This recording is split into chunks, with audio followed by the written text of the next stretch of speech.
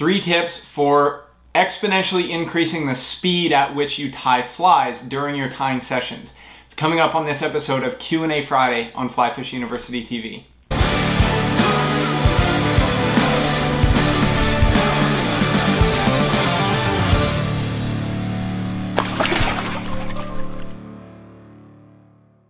Good morning and welcome back to another episode of Q&A Friday. My name is Jordan Ulrich, and the fact that you're here makes me really happy because it means that increasing your fly fishing knowledge is something that is of importance to you. So each and every week we do something called Q&A Friday, and today's question I'm really excited to answer because I'm sitting down to tie some flies as we speak, as we record this.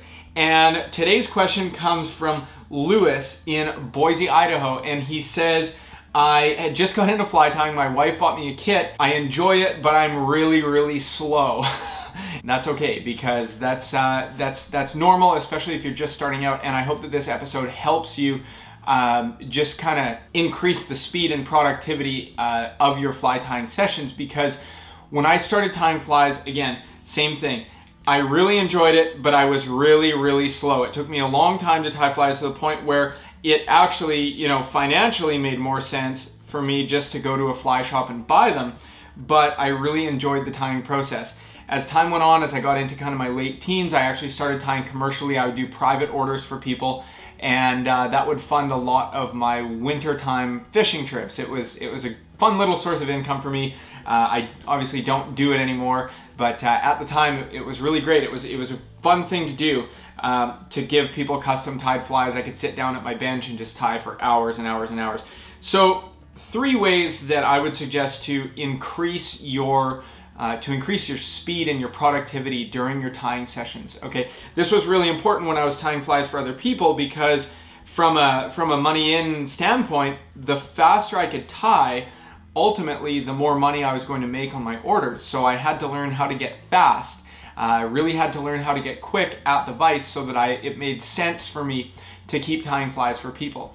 Okay, so the first thing that I do to speed up my fly tying sessions is I decide ahead of time, unless I'm just sitting down to kind of, mess around and muck around and have a good time, which I still do sometimes, sit down and get creative. It's really fun. But the first thing that I'll do is I'll decide ahead of time, what am I actually going to tie? So what is my intention for this tying session?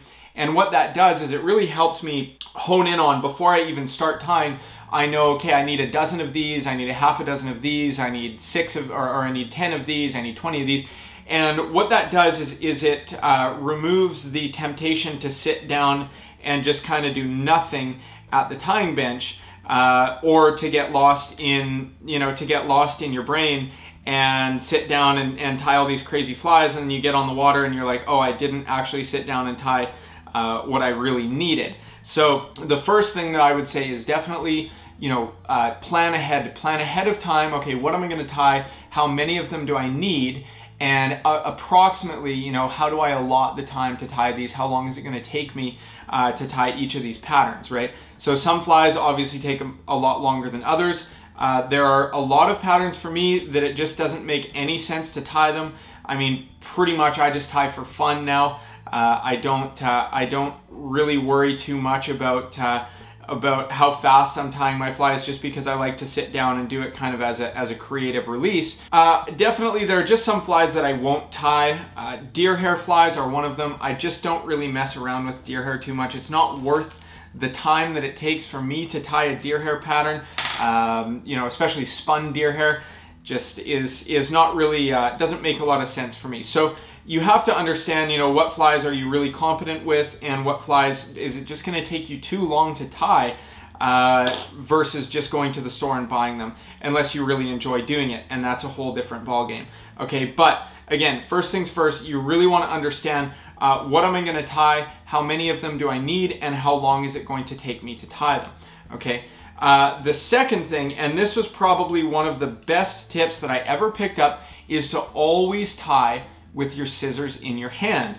Okay, so rather than picking your scissors up and putting your scissors back down every time you need to tie in a new material or every time you're going to make a new wrap, to tie with your scissors in your hand removes that step each and every time, makes it so much faster, makes you so much more effective at the vise when you can just sit and wrap your thread with your scissors in your hand. So the way that I'll do this is actually just by looping the scissors in my, my middle finger and my thumb. So what that does is it allows me to hold the tying bobbin with my scissors coming off the back of my hand, and I can tie really quickly anytime I need to swoop in and cut something. It's very fast, it's very simple, and I don't have to think about it too much. That was something that really helped me a lot when I was tying commercially or when I was tying for other people, was to always tie with my scissors in my hand. I learned this from watching a fly tying demonstration at a fishing expo years ago, where I was amazed how fast this guy could tie, and he said, my secret is I always tie with my flies in my hand, or with my scissors in my hand, sorry. The third and final thing that I would say is to batch your work. So just like you would do in any sort of job or business, a lot of times when you can kind of get into the flow, it makes more sense to sit down and to actually tie each step at a time. So if I'm gonna sit down and tie, right now I'm tying chronomids, one of my favorite things to tie. If I'm gonna sit down and tie, what I'll do is, you know, other than right now I'm just sitting down to, you know, kind of have a little bit of fun and tie maybe a dozen flies, a lot of times what I'll do is I'll actually tie each step by step, or I will at least tie the basic things like the gill on the front of the fly. I will sit down and do these one by one. And what that does is it just allows you to really get in the flow of what you're doing. So if you're gonna sit down, I mean, I used to sit down and pinch every barb, you know, one by one by one. I would just sit down, I would watch a hockey game or something, and I would pinch, you know, if I was doing a big commercial order, I might be pinching 30 or 40 dozen barbs. So it made sense for me just to do them all at once. Then what I'll do is I will sit down and I'll tie all the gills, and then I would sit down and tie, then I would pretty much just tie the fly from there because they're only, you know, 2 or 3 set flies. But I remember one time I got a commercial order for a really large number of stimulators. So stimulator, dry fly, stonefly imitation. And I thought, well, I haven't really tied these a lot before, so what I'm gonna do is I'm actually gonna sit down and tie them one step at a time, because I found myself always reaching for new materials, you know, reaching for deer hair, elk hair, then reaching for yarn, then reaching for wire, then reaching for hackle, then reaching for dubbing, then the next hackle. And I was like, what if I just sat and did them one step at a time and didn't really worry too much about trying to get the whole fly done at once. And what I found is that I was like doubling the tying speed, because I could sit down and I could tie all the tails. Then I'd sit down and tie all the bodies, and I'd sit down and tie all the ribs and all the hackles and then all the hair wings. And it just seemed to make a lot of sense to me to start to tie things all at once and then move them on almost like a production line. And we all know, if you've tied flies for any time, that a lot of times you're not doing it to save yourself money. You're doing it because it's fun, because it's enjoyable, because it's something that you like to do.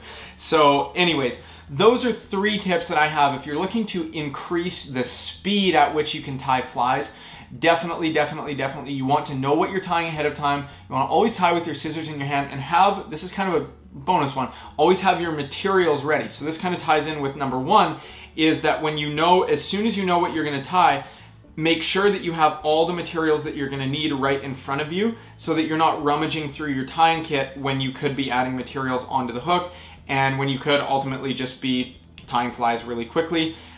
There's also a fine line too between tying really quickly and tying really nice flies.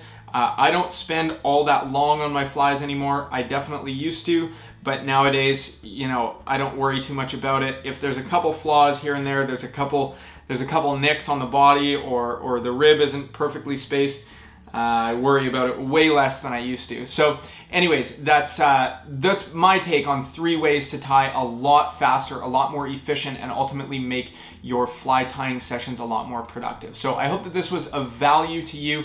I would love to invite you to grab a free copy of my book, 7 Steps to Fly Fishing Success. If fly fishing is confusing or challenging to you on any level, I really think that this book is going to help you, because it breaks down some of the core fundamentals that a lot of people skip right over when they start fly fishing, and that leads to having a really challenging time early on. What we want is for you to have a really good time early on, so that it can be an enjoyable sport from the get-go. From day one, you want to have these fundamentals locked in. So thank you so much, and I look forward to sharing next week's episode of Fly Fish University TV and the Fly Fish University podcast with you. Have a great weekend. Have a safe time on the water. See you next week.